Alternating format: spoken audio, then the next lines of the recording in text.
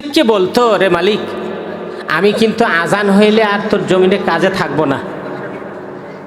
এরপর খুব মন দিয়ে শুনবেন কথাটা, যখনই আমার নামাজ পড়া হয়ে যাবে তখনই আমি আপনার কাজে কি নিয়োজিত হব, কোনো ফাঁকি দেব না, কিন্তু আজান হইলে থাকবো না, না জোহর না আসর, এই দুই টাইম তো কাজের সময়। তো আচ্ছা ঠিক আছে। যখনই আজান হয়ে যায় বাস জমিন থেকে চলে এসে গোসল করে তার স্ত্রীকে বলে, তোমার ঘরে কিছু খাবার থাকলে আমার জন্য রেডি করো, আমি নামাজ পড়ে আসি। কিন্তু সে যে নামাজ পড়ে সুরে ফাতিহাও জানে না, তো অন্য কোনো সুরে তো জানারই কথা না। মানুষ যেইভাবে নামাজ পড়ে, যেইভাবে রুকু সেজদা করে, যেইভাবে নিয়ত করে, ঠিক হুবহু একজনকার পাশে ওভাবেই করে। নামাজ পড়ে আসার পর তার ঘরের সানসেটের উপরে সাদা কাপড় দিয়ে একটা পেছানো কিতাব, এটা কি করে ওখান থেকে পাড়াইয়া শুধু কোরআন শরীফটা খুলে শুধু দেখে, 2-4 মিনিট দেখে আর ঝরঝর করে চোখের পানি ফেলায়, আবার বন্ধ করিয়া তারে কপালে লাগায়, চুমা খায়, বুকে লাগায়, এরকম করে আর বন্ধ করে রাখি দেয়। লম্বা কথা, 5 ওয়াক্ত নামাজে শুধু এই লোকটা এই কাজ করে। লোকটা মারা গেছে, লোকটা একদিন কি হয়ে গেছে, মারা গেছে। পাশে বিশাল জঙ্গল, ওই জঙ্গলে এক আল্লাহর ওলি আছে। আল্লাহ তাআলা বলেন ইলহামের মাধ্যমে, এ আমার বন্ধু, ওলি মানে আল্লাহর বন্ধু। আল্লাহ বলেন, এ বন্ধু, আমার এক বন্ধু ওই গ্রামে মারা গেছে, তার জানাজায় শরীক হবে না? এই আল্লাহর ওলি বলে, আল্লাহ এই এলাকার দেখাশোনার জন্য তো আমাকে দায়িত্ব দিয়েছেন, প্রতিটা এলাকায় একজন আল্লাহর ওলি চালায়, না হলে কিন্তু পৃথিবী চলতো না। আমরা যত গুনার কাজ করি পৃথিবী কখনো চলতো না। আগে, আজ থেকে 30 বছর আগে আমার মা গেছে ভোট উঠাইতে আমার বড় ভাইয়ের। তা আমার মাকে বলতেছে, চাচি আপনার স্বামীর নাম কি? তো মা বলতেছে যে না, স্বামীর নাম তো বলা যাবে না। আচ্ছা না যায়, তা আপনার ওই স্বামীর বড় ভাই আছে বলে, হ্যাঁ তার নাম বলেন। বলছে না, ভাসুরের নাম তো বলা যাবে না। আসলে এগুলি ছিল কি ছিল না, স্বামীর নাম এবং ভাসুরের নাম বলাই যাবে না, বলে নাই, বলে এই অমুকের বাবার নামটা বলতো, অমুকের বাবার নামটা তুই বলতো, এরকম গ্রামের মানুষরা বলতো। এখন তো আলহামদুলিল্লাহ কি ভাসুর আর কে আসেন, সব ভাইজান, সবগুলোই কি সব ভাইজান, ভাইজান। হ্যাঁ, বড় ক্ষতি হয়ে গেছে, আল্লাহু আকবার। তো আলহামদুলিল্লাহ কথাগুলো শুনি। এই বাচ্চারা, এই এই পিচ্ছি, একবারে কথা বন্ধ করো, একবারে কথা বন্ধ। তো আল্লাহ তাআলা বলছেন তার নাম অমুক, অমুক গ্রামে বাড়ি, তার বাচ্চা কাচ্চা নাই, পুরো ঠিকানাটা আল্লাহ তাআলা ওই আল্লাহর ওলিকে দিয়ে দিছে। আসছে, আসার পরে কারবালা পার হয় জিজ্ঞাসা করে, বানিয়ে পারে এরকম কোনো ওলি একজন আল্লাহর ওলি মারা গেছে? না। তারপরে আর একটু আগে এসে জিজ্ঞাসা করে, বানিয়ে পারে কি কোনো একজন ওলি মারা গেছে? যে না। কেন? যে একজন গরিব মানুষ মারা গেলে কেউ তার খবর রাখে না। রাখে? একজন গরিব মানুষ মারা গেলে কেউ তার খবর রাখে না। আর একজন বড়লোক মারা গেলে তার খবর না শুনলেও কি, আর অন্য কাছে শুনলেও সেখানে দৌড়ায়, তারপরে সময় দেয়, তারপরে যে মারা গেছে তার আত্মীয় স্বজনের সঙ্গে দেখা করে তারপর আসে। এটাই বোঝায় যে আমি আপনার বাবা মারা গেছে দেখতে আসছি, মানে তার আত্মীয় স্বজনের সাথে দেখা করে। তো কেউ বলতে পারে না, যখন কাছাকাছি আসছে বলতেছে আপনাদের এই এলাকায় কি কোনো একজন আল্লাহর ওলি মারা গেছে? বলছে না না না, কোনো ওলি মারা যায় নাই, একজন কামালা করি খায় গরিব মানুষ, এই বেচারা মারা গেছে। বাসা কোনটা? দেখাই দিছে যে ওইটা। যা দরজায় নক করছে, তার স্ত্রী বাহির হয়েছে, সাদা কাপড় পরা, স্বামী মারা গেছে, সাদা কাপড় পরা। কয় বলতেছে আপনার স্বামীর নাম এই, বলে হ্যাঁ। কয় আপনার স্বামী কি করে? আপনার বাচ্চা কাচ্চা আছে? কয় না। তাহলে এটাই তো হবে। কয় আপনার স্বামী করে কি? কয় আমার স্বামী পরের বাড়িতে কাজ করে। কয় এরপরে কি করে?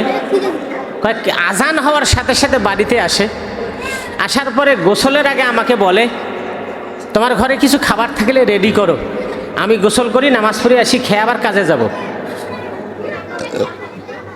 তো নামাজ পড়ে আসার পর আমার সানসেটে সাদা কাপড় দিয়ে পেঁচানো কি একটা বই, তার স্ত্রীও জানে না যে এটা কি, ও কোরআন শরীফ পড়তে জানে না।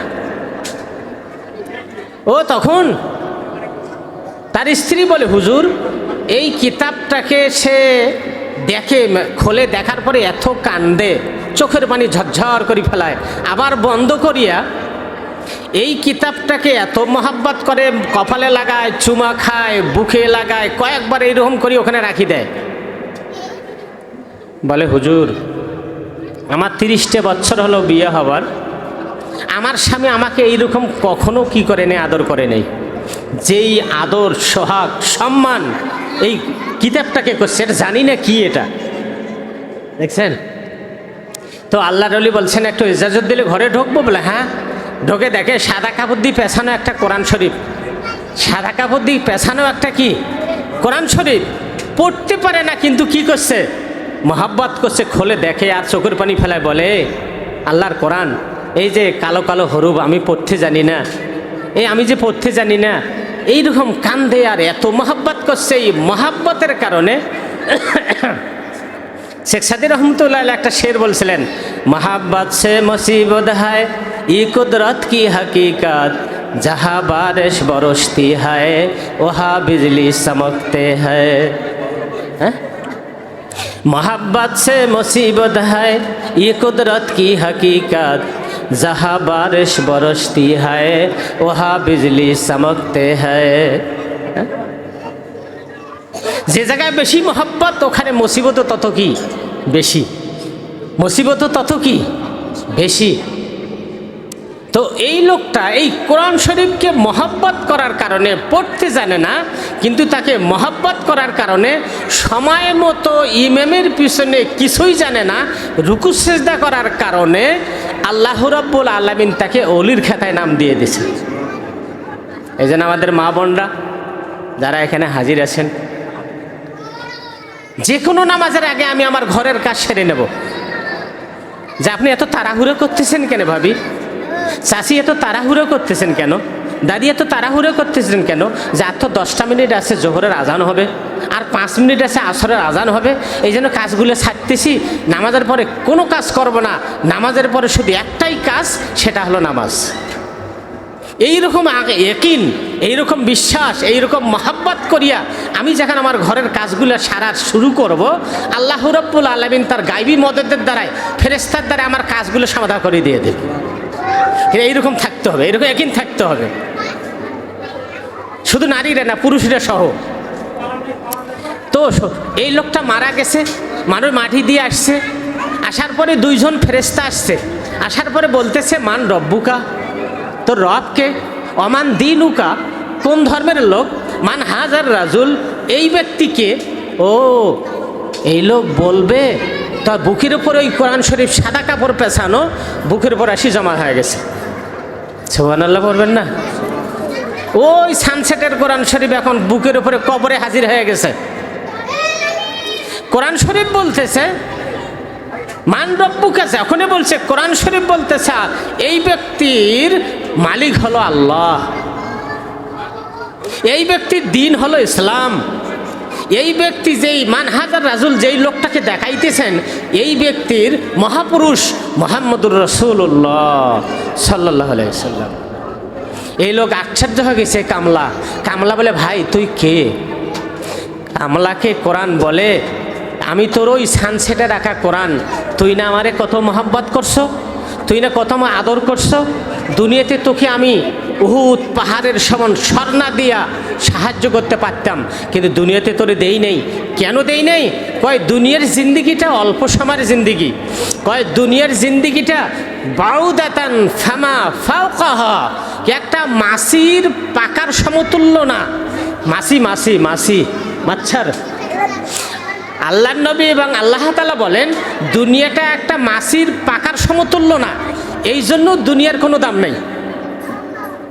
এই জন্য আমি দুনিয়াতে তোর কিচ্ছু দেই নেই, শুধু কবরের 3টে সওয়ালের প্রশ্নের জবাব দিলাম, তুমি আশ্চর্য হইছ? না না না না না, ওই কামলা, তুই যে আমারে যত মোহাব্বত করছো, যত আদর করছো, শুধু কবরের 3টে সওয়াল না, কবরের সওয়াল থাকি নিয়া মিজানের পাল্লা পর্যন্ত, মিজানের পাল্লা ভারী করে দিয়ে দেব, সেখান থাকিয়া ফুলসরাতের পুল 30,000 বছর পার হইতে হবে, সেখানে তোরেও আমার ওপর সরে পার করাইয়া দেব, সেখান থেকে জান্নাতের দরজা খোলাইয়া জান্নাতের ভিতর ঢুকাই দিয়ে তারপর তোর পাশ ছাড়ব। এর নাম হচ্ছে কি? এই কোরআন বাচ্চারা শিখতে এসছেন। আল্লাহ নবী বলছেন আফজালুল ইবাদাতে তেলাওয়াতুল কোরআন, সর্বোত্তম ইবাদত কোরআন শরীফ তেলাওয়াত। সর্বোত্তম ইবাদত কি? কোরআন শরীফ তেলাওয়াত। আমরা যারা গার্জিয়ান, আমরা যারা মায়েরা আসছি, আমরা যারা বোনেরা আসছি, চাষিরা আসছে, আমরা ভাইয়েরা বাবারা যারা এখানে সন্তান দিয়েছি, আমাদের মতন ভাগ্যবান আর তো কেউ না। কেন? যে আমার ছেলে কোরআন বাংলা শিক্ষা, ইংরেজি শিক্ষা, অঙ্ক শিক্ষার পাশাপাশি আমি কোরআন শিক্ষার এখানে দিয়েছি। আমার ছেলে সর্বপ্রথম সহি শুদ্ধভাবে কোরআন শরীফ শিখে নেবে, কোরআন তেলাওয়াত করবে, 40টা হাদিস মুখস্থ করবে, এইদিকে BCS পাস করুক, তাতে আমার কোনো অসুবিধা হবে না। আল্লাহ আমাকে ধরবে না, আল্লাহ আমাকে কি ধরবে না। এই জন্য আমি বাচ্চার গার্জিয়ানকে ধন্যবাদ জানাবো, তাদের জন্য দোয়া করবো। আপনাদের অন্তরে দিনী বুঝ আসছেন বলিয়া বাচ্চাকে এই মাদ্রাসায় দিয়েছেন, তারা এখান থেকে হয়তো 5 পাস করবে স্কুলের মতোই। এদিকেও আপনার বাংলাটাও আগে গেল, এদিকে কোরআন শরীফ শিখা হলো, হাদিস শিখা হলো, মাসাল মাসাল শিখা হলো। আপনি সুন্দরভাবে একটা স্কুলে ক্লাস 6-এ আপনার সন্তানকে ভর্তি করে দিতে পারবেন। যেই বাচ্চারা শুরুতে কোরআন শরীফ শেখার জন্য আছে, আল্লাহ তাআলা এই বাচ্চার মানে তার পরিবার থেকে যারা কবরস্থ গেছে, রাসূল সাল্লাল্লাহু আলাইহি ওয়াসাল্লামের হাদিস, যখনই ওস্তাদের সামনে দাঁড়িয়ে বসে বলবে বিসমিল্লাহির রহমানির রহিম, বিসমিল্লাহ পড়া শেষ হবে না, তার পরিবার থেকে যারা কবরবাসী হয়েছে তার কবরের আযাব মাফ হইতে দেরি হবে না। আল্লাহ আমাদের সবাইকে কবুল করুক, আল্লাহ আমাদের এই বাচ্চাদেরকে কবুল করুক, বাচ্চাদেরকে দিনী শিক্ষায় শিক্ষিত করে দেশ এবং জাতির খেদমত করার তৌফিক দান করুক। আসসালামু আলাইকুম ওয়া রাহমাতুল্লাহি ওয়া বারাকাতুহু।